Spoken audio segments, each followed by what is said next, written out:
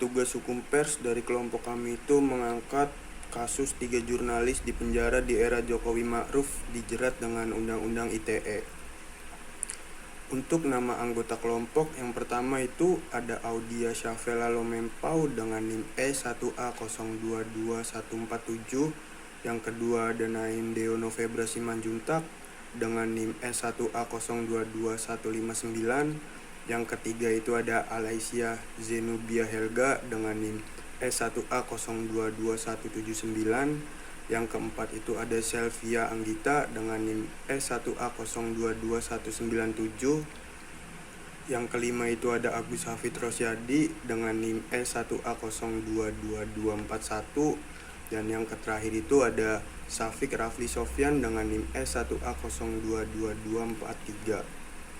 Baik, masuk ke analisis konteks. Undang-Undang Informasi dan Transaksi Elektronik atau disebut Undang-Undang ITE merupakan undang-undang yang disahkan pada 25 Maret 2008 guna menyelesaikan permasalahan-permasalahan yang terjadi dalam transaksi elektronik sesuai dengan perkembangan zaman. Pada 25 November 2016, pemerintah memperlakukan revisi Undang-Undang ITE dengan menambah peraturan mengenai penghinaan, pencemaran nama baik, dan penyebaran berita bohong melalui media massa. Indikator mengenai pencemaran nama baik dan penghinaan tidak memiliki ukuran pasti sehingga menimbulkan polemik baru terhadap kebebasan pers yang berakibat terhadap kriminalisasi terhadap kebebasan pers. Pasal yang mengatur pencemaran nama baik dan penghinaan diatur dalam pasal 23 ayat 3 dan pasal 45 ayat 3 yang berisi mengenai substansi pasal, hukuman, bahwa denda yang dikenakan bagi pelanggar. Revisi terhadap Undang-Undang ITE memiliki konteks politik maupun sosial. Dalam konteks sosial, menurut Jane Teja Saputra dari Lembaga Kajian dan Advokasi Independensi Peradilan atau disingkat LEIP, dalam rilis Koalisi Masyarakat Sipil pada 9 Maret 2021, pasal 28 ayat 2 seharusnya menjadi pencegahan ujaran kebencian berdasarkan suku, agama, ras, dan antar golongan. Namun dalam praktiknya pasal ini justru lebih lekat dengan konteks politik bahwa banyak yang digunakan untuk mengkriminalisasi individu-individu yang menyatakan pendapatnya secara sah dan konstitusional hanya karena pendapat ini tidak sesuai dengan ormas dan kelompok tertentu. Baik, kita masuk ke justifikasi. Alih-alih menggunakan Undang-Undang ITE untuk melindungi masyarakat, pemerintah menggunakan Undang-Undang ITE mengkriminalisasi jurnalis dengan beberapa pasal terkait. Sebagai suatu contoh yang diangkat dalam kasus ini, kasus Asrul, kasus kriminalisasi wartawan menggunakan pasal-pasal karet dalam Undang-Undang ITE.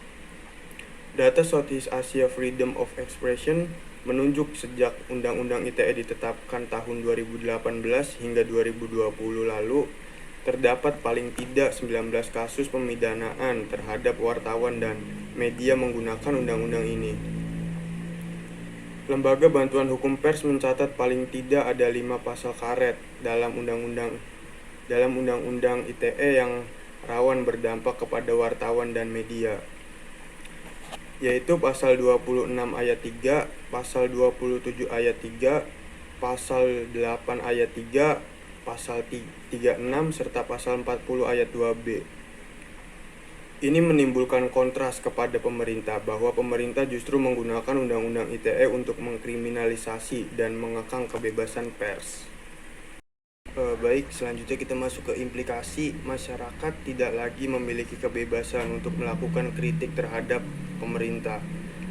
Adanya undang-undang pasal karet dalam Undang-Undang ITE ini juga membatasi kebebasan berekspresi masyarakat. Padahal dalam kehidupan demokrasi, pers memiliki peran besar sebagai alat kontrol sosial, baik untuk pemerintah atau masyarakat. Pers bebas mengkritik berbagai kebijakan yang dikeluarkan pemerintah maupun lembaga legislatif dan yudikatif. Pers berperan mengawasi jika ada pelanggaran dan memberikan koreksi atas kesalahan itu. Pengawasan juga dilakukan kepada masyarakat, misalnya terhadap adanya pelanggaran HAM. Dampak pada kebebasan pers. Undang-Undang ITE membatasi kebebasan wartawan dalam melaksanakan tugas jurnalistik, pemberitaan kritis, pengungkapan informasi yang penting bagi masyarakat, dan penegakan akuntabilitas publik menjadi terhambat akibat ketentuan-ketentuan yang ambigu dalam Undang-Undang ITE. Ketegangan antara Undang-Undang ITE dan kebebasan berpendapat wartawan menciptakan tantangan besar dalam praktik jurnalistik. Bahkan dampaknya dapat meluas pada kebebasan pers dan demokrasi. Hal ini menunjukkan bahwa di Indonesia pers menghadapi berbagai tantangan dalam menjalankan kebebasan persnya.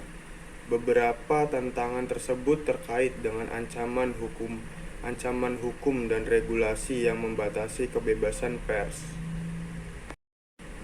Alternatif dan solusi: merevisi Undang-Undang ITE untuk menghindari kriminalisasi pekerja jurnalis karena banyak jurnalis yang menyebarkan informasi berdasarkan hasil kerja jurnalistik malah berurusan dengan hukum, dijerat Undang-Undang ITE. Sebab kebebasan pers menjadi salah satu pilar penting sebuah negara hukum dan demokrasi. Karena itu, perlindungan terhadap pers mesti dituangkan dalam peraturan perundang-undangan yang berlaku. Baik, selanjutnya respon masyarakat. Masyarakat dan organisasi hak asasi manusia mungkin dapat mengadvokasi untuk perubahan atau penghapusan pasal-pasal yang ambigu atau dapat disalahgunakan dalam Undang-Undang ITE. Melalui kampanye publik dan tekanan politik, mereka dapat meminta pemerintah untuk merevisi undang-undang tersebut, sehingga lebih memperhatikan kebebasan berekspresi dan kebebasan pers. Masyarakat dan organisasi hak asasi manusia di Indonesia dapat pula mengorganisir aksi solidaritas untuk menunjukkan dukungan mereka terhadap jurnalis yang terkena dampak Undang-Undang ITE. Ini bisa termasuk demonstrasi, petisi, dan kampanye online untuk memperjuangkan kebebasan pers. Masyarakat dapat pula memberikan dukungan hukum kepada jurnalis yang menjadi korban penahanan dan penindasan karena menggunakan hak mereka untuk menyuarakan pendapat. Ini bisa termasuk menyediakan bantuan hukum, advokasi, dan dukungan moral kepada individu yang terkena dampak. Pelajaran yang dapat dipetik dari kasus ini, yang pertama itu perlunya revisi atau kajian ulang terhadap Undang-Undang Informasi dan Transaksi Elektronik atau disebut Undang-Undang ITE untuk memastikan bahwa penggunaannya tidak memberikan ruang bagi penyalahgunaan kekuasaan atau pembatasan kebebasan berpendapat. Yang kedua, pentingnya perlindungan terhadap kebebasan pers dan kebebasan berekspresi sebagai salah satu pilar demokrasi yang kuat. Yang ketiga, perlunya adanya pendekatan hukum yang lebih profesional dan adil dalam menangani kasus-kasus yang terkait dalam konten online sehingga tidak menghambat aktivitas jurnalistik atau kegiatan warga dalam berpendapat. Dan yang terakhir, mendorong transparansi dan akuntabilitas dalam penerapan hukum serta menjamin bahwa setiap individu memiliki hak dan mendapatkan perlindungan hukum yang adil dan layak. Sekian dari kelompok kami, terima kasih.